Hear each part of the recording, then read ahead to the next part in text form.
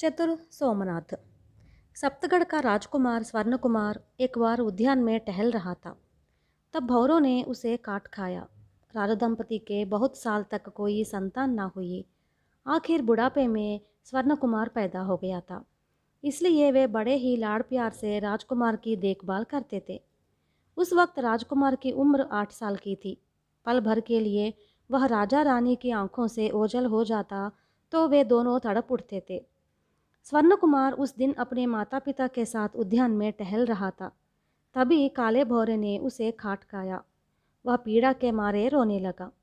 नौकर तुरंत राजकुमार को राजमहल में ले गए और दरबारी वैद्य के द्वारा इलाज करवाया। थोड़ी देर बाद राजकुमार को आराम मिला। उस रात को रानी ने एक सपना देखा। सपने में एक देवता ने दर्शन देकर रानी से कहा, रानी, तुम अपने पुत्र के बारे में सावधान रहो। उसे जिस भ्रमर ने काट खाया वह मामूली भ्रमर नहीं है, बल्कि वह एक शपित राक्षसी है। उसकी डंक ऐसी भयंकर है जिससे राजकुमार धीरे धीरे कमज़ोर होता जाएगा। रोज एक तोले का वजन घटते घटते आखिर वह कंगाल जैसा हो जाएगा। तुम चाहो तो एक अच्छे तराजू पर अपने पुत्र का वजन तौल कर रोज देखती जाओ। तब जाकर सच्चाई का तुम्हें पता लग जाएगा। इसकी दवा क्या है? रानी ने पूछा। मगर देवता इस सवाल का जवाब दिए बिना ही गायब हो गया। रानी चौंक कर उठ बैठी। उसने उसी वक्त राजा को जगाकर अपने सपने का समाचार सुनाया। तुम इसे सच मानते हो? सपने तो सपने ही हुआ करते हैं। क्या सपनों के सच होते हुए किसी ने देखा भी है? राजा ने समझाया। रानी अपने मन की शांति खो बैठी। दूसरे दिन सवेरे रानी ने अपने पुत्र को तोलवाया। फिर 2 दिन बाद तोलवा कर देखा तो पता चला कि राजकुमार का वजन 3 तोले घट गया है। उस दिन से राजकुमार रोज एक तोले के हिसाब से कमज़ोर होता गया। सपने की बात सच निकली। यह खबर पाते ही राजपरिवार, राजकर्मचारी और नागरिक भी चिंता में डूब गए। स्वर्ण कुमार की अनेक प्रकार से चिकित्सा कराई गई। कई व्रत, जप, पूजा व प्रार्थनाएं कराई गई, मगर राजकुमार की हालत में कोई सुधार दिखाई न दिया। वह दिन प्रतिदिन बराबर कमज़ोर होता ही गया। उस देश के मध्य भाग में एक घने जंगल में चंडपाणी नामक एक मांत्रिक रहा करता था। वह भूत पिशाचों को भगाने में प्रवीण था। एक बार राजा के दूतों ने चंडपाणी के पास जाकर बताया कि वह एक बार राजमहल में आवे और राजकुमार का इलाज करे। उसे राजमहल में बुलवाने के लिए ज़रूरी इंतज़ाम किए गए। चंडपाणी ने कहला भेजा कि वह शनिवार आधी रात को आएगा। तब तक 1000 लोगों के लिए मृष्टान्न से भरी दावत का इंतज़ाम करे। साथ ही नगर की प्रजा उस वक्त घर से बाहर ना निकले और नगर में कहीं दीपक न जले। नियत समय पर चंडपाणी एक पालकी में आ पहुंचा। उस पालकी को 6 कंकाल ढोकर राजमहल ले आए। पालकी के पीछे सैकड़ों कंकाल पैदल चलकर आए। राजमहल के अहाते में 1000 कंकाल ने दावत खाकर सवेरे तक खुशी के साथ नाच गाने किए और खाली पालकी के साथ वापस लौट गए। इसके बाद चंडपाणी ने राजमहल में प्रवेश करके कहा, राजा कहाँ पर है? मैं आ गया हूँ। बाहर आकर मेरा स्वागत करने को कहिए। राजा ने अपने परिवार के साथ आगे बढ़कर कहा, मैं आप ही के इंतज़ार में बैठा हूँ। महाशय, भीतर पधारिए। तुम्हारा पुत्र कहाँ? पहले मुझे उसे देखना है, चंडपाणी ने राजा से कहा। चंडपाणी को राजकुमार के कमरे में ले गए। चंडपाणी ने वहाँ की हवा सूंघ कर कहा, हाँ, मैंने पहले ही सोचा था। उस पिशाचनी ने राजकुमार में प्रवेश किया है। मैं उसे नहीं छोड़ूंगा, मारण होम करूंगा। फिर राजा की ओर मुड़कर बोला, उस दुष्ट पिशाचनी की कहानी आप सबको सुननी है। मैं बता देता हूँ, सुन लीजिए। चंडपाणी ने यूं कहने लगा, प्राचीन काल में सिद्धवन में एक राक्षसी रहती थी। उसके हित नामक एक लड़की थी। उस वक्त मैं उस जंगल में समाधि में था। तब हित ने आकर मेरी समाधि को भंग करना चाहा। मैंने बार बार उसे चेतावनी दी, फिर भी इसकी परवाह किए बिना वह मेरी निष्ठा को भंग करती गई। आखिर मैंने उसे श्राप देकर मानव सिर वाली भैंस के रूप में बदल दिया। तब भी मुझे छेड़ना उसने बंद नहीं किया।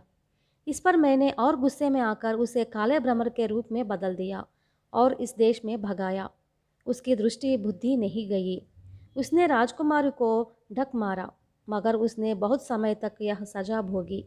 अब उसे यह चेतावनी दे शाप से मुक्त करना है कि आइंदा वह किसी के प्रति कोई अपकार न करे। मैं उसे बुलाकर पूछूंगा कि राजकुमार की बीमारी के लिए कोई दवा है कि नहीं। यूँ कहकर चंडपाणी ने आग सुलगा ली, उसमें सुगंध द्रव डाल दिए। आग में से धुआं ऊपर उठा। चंडपाणी ने कोई मंत्र पढ़ा। तब वह धुआं एक जगह इकट्ठा हो एक स्तंभ के आकार को प्राप्त हुआ।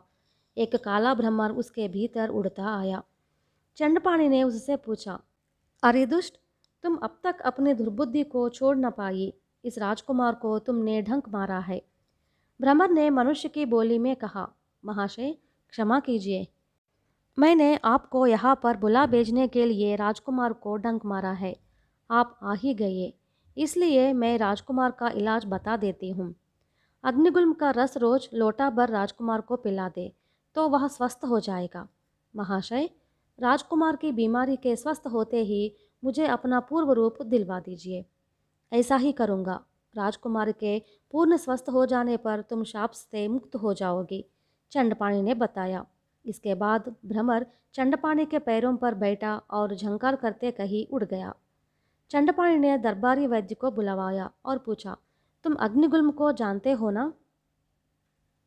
महाशय, जानता हूँ। वह हमारी जड़ी बूटी वाले क्षेत्र में पर्याप्त मात्रा में उगता है, वैद्य ने जवाब दिया। अच्छी बात है। तब तो भ्रमर के कहे मुताबिक राजकुमार का इलाज कराओ। मैं आशीर्वाद देता हूँ कि वह शीघ्र पूर्ण स्वस्थ हो जाए। अब मुझे तंग न कीजिए। यूँ कहकर चंडपाणी सबके देखते अंतर्धान हो गया। अग्निगुल्म लाकर उसका रस निचोड़ा गया। कांच के लोटे में डालकर राजकुमार को पिलाने के लिए वैद्य उसके कमरे में गया।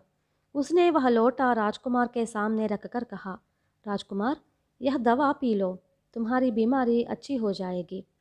लोटे का रस काली स्याही जैसा था। उसे देख राजकुमार ने नाक भौं सिकोड़कर कहा, छी छी, इसे बाहर ले जाइए, इसे मैं नहीं पीऊँगा, फिर कभी इसे मेरे पास न लाइए। राजकुमार पहले से ही काले रंग से घृणा करता था। राजा और रानी ने राजकुमार को अनेक प्रकार से समझाया, मगर उसने नहीं माना। किसी की समझ में न आया कि राजकुमार से वह दवा कैसे पिलाई जाए।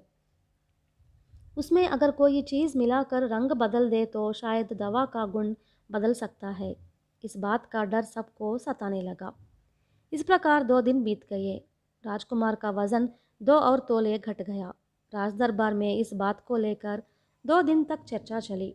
तीसरे दिन की चर्चा में दरबारी जादूगर सोमनाथ ने कहा, महाराज, मुझे एक मौका दीजिए। क्या तुम्हारा जादू काम देगा? राजा ने पूछा।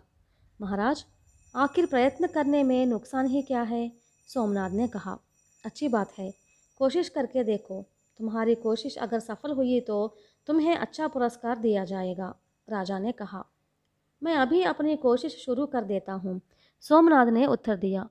स्वर्ण कुमार सोमनाथ को बहुत चाहता था, क्योंकि वह अद्भुत जादू की विद्याएं दिखाया करता था।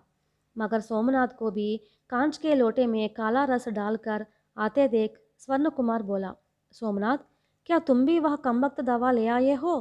तुम्हारा पुण्य होगा, तुम उसे बाहर फेंक दो। इससे अच्छा यह होगा कि तुम कोई जादू करके दिखाओ। राजकुमार, तुम भूल कर रहे हो। मैं सबकी तरह तुम्हें थोड़े ही तंग करूँगा। मैं यहाँ जादू करने के लिए ही आया हूँ, सोमनाथ ने समझाया। यह झूठ है। तुम सबको ये कुतंत्र करके मुझसे यह काली स्याही पिलाना चाहते हो। यूँ कहते राजकुमार रोने लगा।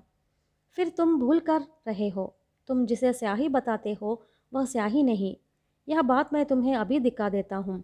तुम इस लोटे की ओर देखो। यूँ कहते सोमनाथ ने लोटे को ऊंचा करके जेब में से एक काला रुमाल निकाला।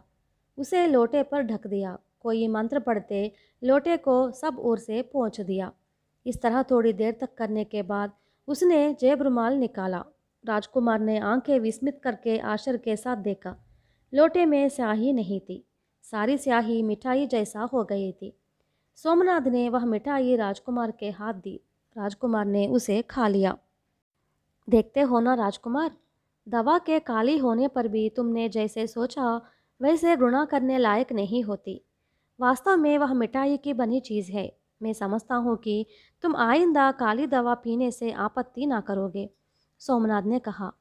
राजकुमार ने खिसाते हुए कहा, रोज तुम अपने हाथों से दोगे तो मैं पीऊँगा, नहीं तो नहीं। दूसरे दिन सोमनाथ के हाथों से राजकुमार को दवा पीते देख सब लोग आश्चर्य में आ गए। इस प्रकार 1 सप्ताह तक राजकुमार दवा पीकर स्वस्थ हो गया। राजा ने सोमनाथ को सादर गहने व धन देकर उसका सत्कार किया। सोमनाथ ने उन्हें ले जाकर अपनी पत्नी को दिया। उसकी पत्नी ने जादू के बारे में पूछा तो सोमनाथ ने यूँ कहा, मैंने कांच के लोटे के बाहर तेल के दीपक का काजल पोतकर लोटे के ऊपर 1 इंच तक काजल पोंछ दिया। इसके बाद आधे लोटे तक मिठाई की बनी चीज़ें डाल दी। लोटे के जिस भाग में काजल न था उस ऊपरी भाग को पकड़कर मैं राजकुमार के पास गया। उसे लोटे पर का काजल दवा जैसे दिखाई दिया। लोटे पर काला रुमाल ढककर मंत्र पढ़ते सारा काजल मैंने पोंछ दिया। रुमाल काला था, इसलिए उससे पोंछने पर भी उस पर मैलापन का पता न चला। समझ में आ गई ही ना बात? इसके बाद पति पत्नी दोनों हंस पड़े।